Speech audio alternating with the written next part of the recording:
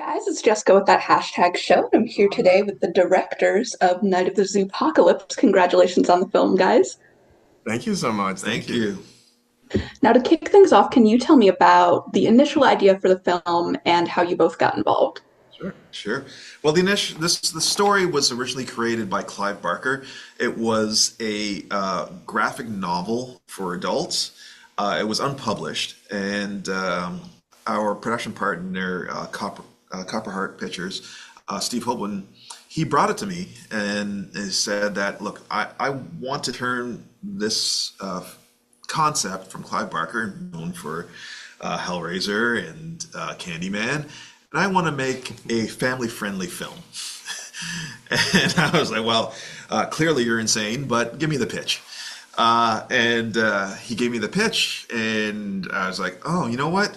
There's something here. There's not only just something here, there's something that could be really, really good, interesting, and different that no one's ever seen before. So I reached out to Rodrigo, who I knew was totally into the genre, and we've worked together before. And so when he came on, I'm a huge horror fan, so for me, like when he described the very basic concept, was like this is just obviously has to be made. Like it's just so simple and brilliant, and then really Clive gave us like carte blanche to do whatever we wanted to do with this concept, and I think he was very hands off in a really generous way. And by the time he got to see the movie and he gave his stamp of approval, was very satisfying yeah, to he know loved that it. we had done something demented and beautiful for everyone. I love that. Tell me about how you then took this initial idea that started as something for adults and transformed the horror elements into something that was family friendly. Well, I mean, for us growing up, there was films that we absolutely loved. The Ghostbusters, and the Gremlins. Gremlins, and the Labyrinth. These type of films that were created for kids, but at the same time, they never looked down upon kids. There were scares, there were laughs, there was action, there was great acting. And we thought that within the animation genre, we can do that too, but we can do it in our own way. In our own way, because animation gives us so much levity to basically do what we want. We can make things look as they want. We make things move as we want. So we did. We created characters that were just really, really cartoony and put them in a horror film.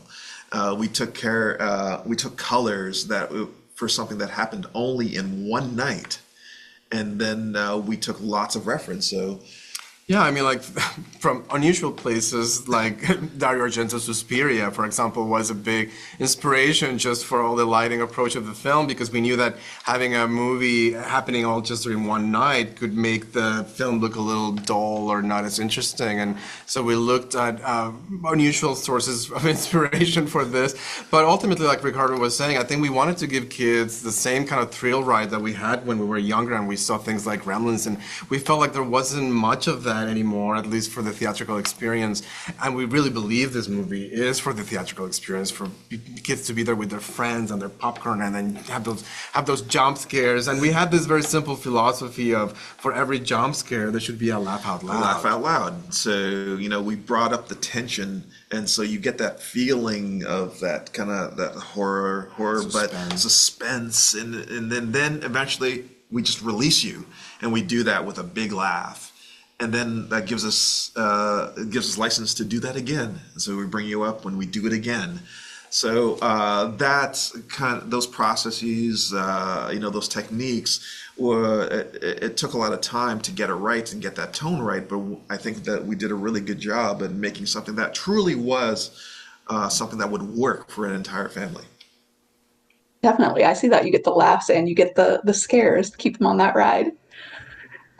Tell me more about how you came up with the visual look and the animation for this. I know you were just mentioning Suspiria as like a lighting influence. How did you come up with what things were going to look like? I think when it came to the animation style, because we knew we had to portray things like, falling limbs and like heads rolling, and we really went back to like the skeleton dance, the very early like Disney short from the 1920s, and did a little bit of that rubber hose style in CG. So a lot of these characters have this very rubber hosey approach to their movement, and so what we were mostly trying to also to find things that felt unique and original based on things that we loved. Like there's a little bit of that Muppet love also in the style, and like those eyes, and like we both love the Muppets, and we wanted a little bit of that there, and of course that rubber hosey approach. Yeah, we definitely wanted to make something that when you saw it, it was totally and absolutely original. There was nothing like it.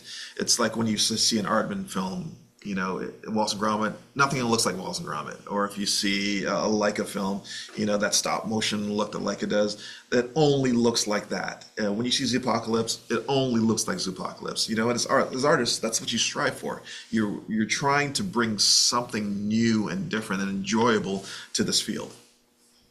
I love it. Yeah, making it your own. All right, last question for you guys.